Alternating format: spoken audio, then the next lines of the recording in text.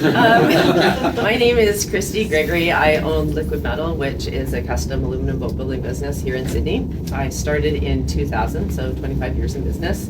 I am not like Drew's company. We have a very small company. There sits maybe 10 on staff at any given time.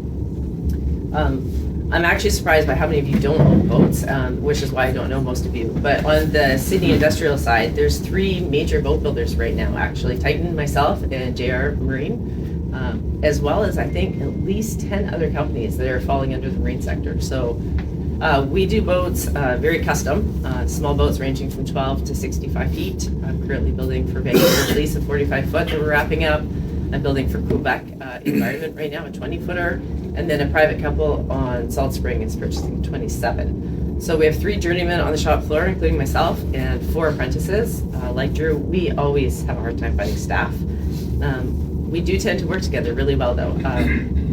When I was doing a 65-foot project, I could not fulfill the need for staff, so I called all of my friends, who luckily are still all in the industry, and they all worked a second shift for me when they got off work at their jobs. And then I actually tied up with another company at the time that's called Keeler Metals, and he helped me take on half the project. So it was a community effort. When I said I would do the project, I had no idea I was not going to find the people I needed for it. So I think on our side of industry, and John and Jennifer know as well, it is really hard to find people, and we can't steal. Like, for all, I'd love to walk into Titan and be like, can I have your staff?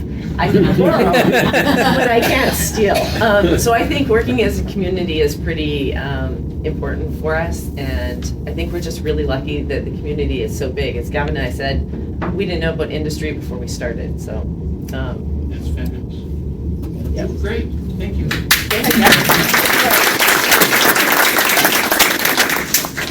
My name's Gavin Johnstone. I started my company called Ocean Performance Technologies in 2019, right when COVID hit.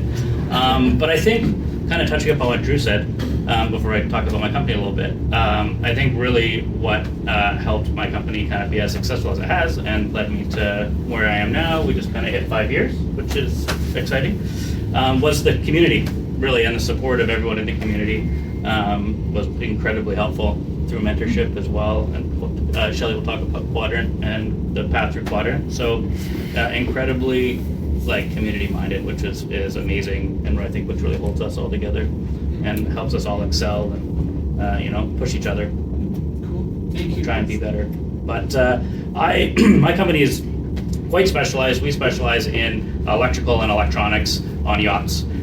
So everything from simple power systems all the way up to incredibly complicated power systems, navigation, electronics, radars, communication, satellite communication. We're really on the tech side of yachts. So we bring a lot of that into boats and service it, install it, design systems. And yeah, that's where we really excel. Thank you. Okay, so I invited this group of panelists to hang out up here with me today because they represent the range of what the industry looks like right here on the peninsula. We have a long-standing large boat builder and repairer. We have a quarter of a century in very specifically aluminum boat building, but that means everything in a boat. And we have a 5-year-old very specialized company in electrical and electronics. And this is just a dabble into what this industry looks like here on the peninsula. Super quick, we have space on this peninsula in a 5-kilometer arc from the ferries to Sidney for 5,000 boats in the water and on the hard. There are more than 100 companies in that small half circle that just do marine and do boats. We have a homegrown apprenticeship training program that Drew was part of and Phil Brooks is a shareholder in, that started in 1996 right here in Sydney, that is now grown to Vancouver, Up Island, Nova Scotia, and Bellingham, Washington. So for those of you who don't look around and say, where do we live? We live on a peninsula surrounded by water. Seaham Harbor used to be one of the biggest harbors with the most boats in it, like back in the 50s and 60s in the province. We are this natural hub of marine, And I find that out here on the peninsula, not that many people really think of us that way. Gavin and Kristi are both graduates of the program and now put apprentices through this program, and yet when they were young, they didn't know that this industry existed here. So John is helping us to promote the industry. Quadrant now, 30 years later, we still run our apprenticeship training program. It's a 4-year journey person ticket in marine service. We have a management training program specific to marine, for marine service managers, and we run pre-employment training for youth to bring people into the industry to try to help solve some of the labor problems and the same problem where we don't necessarily have youth that know about this industry even though they live right here. So I would say to you in a quick wrap up, because John wants time for questions and we're definitely welcoming them. If you don't look around, or if you haven't in the past looked around, I would really encourage you when you're out and about in Sydney, on the peninsula, driving around, when you see masts and marinas and boats, when you walk down the seawall and look out on the water, think about Sydney as a boat town, because that really is a massive foundation, and I don't think that enough of us think of it that way. Fabulous. Thank you.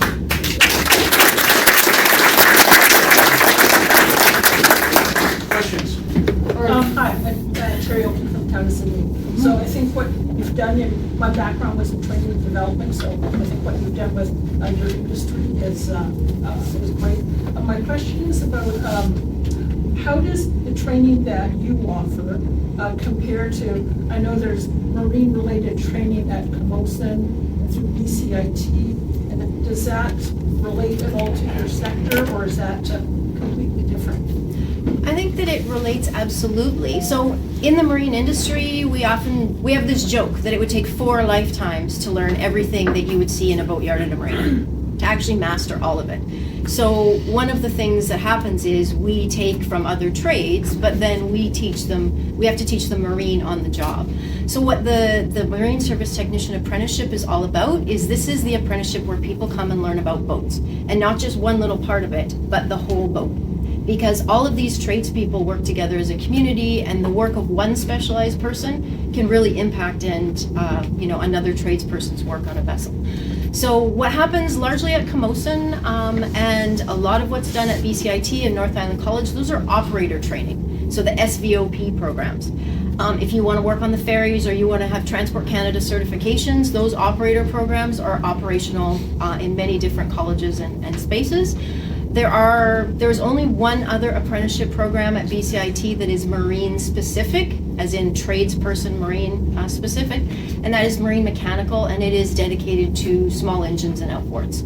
So the difference in ours is it's the whole boat. So Kristi, as a metal boat builder, graduated from the program as well as for other tickets, and same with Gavin as electrical and electronics. You learn it all and then you apprentice to complete that. Just to add to that quickly though, when I did go to BCIT, this is how distant the programs are. I took my trade ticket in steel fabricating, so I can build buildings. I've never once worked on a steel building, nor do I work with steel. It wasn't until I came this way. So that was the closest that they could offer at the time. Thank you. Go ahead. 2 more questions and we're done. 20 years ago, I heard a nasty rumor that BC Ferries had more ships than the Canadian Navy.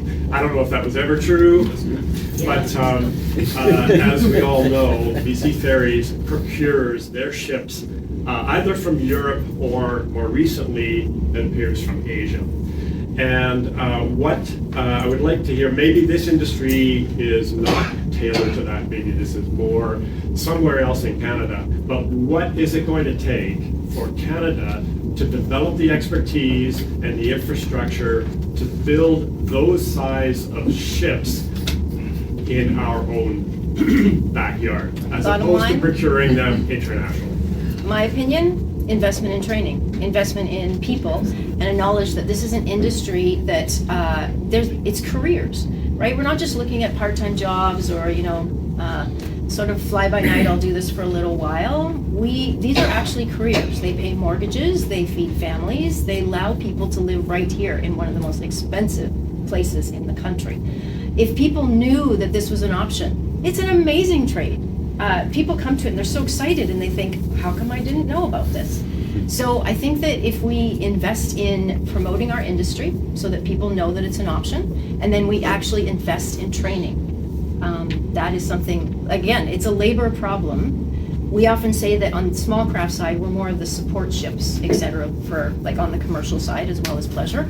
But those skills are infinitely translatable. So if we wanted to build a workforce that was resilient and mobile and movable and flexible, then we still have to invest in training.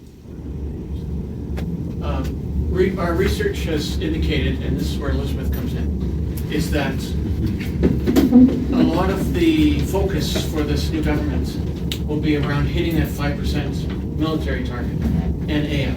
A lot of the money will be going towards those things.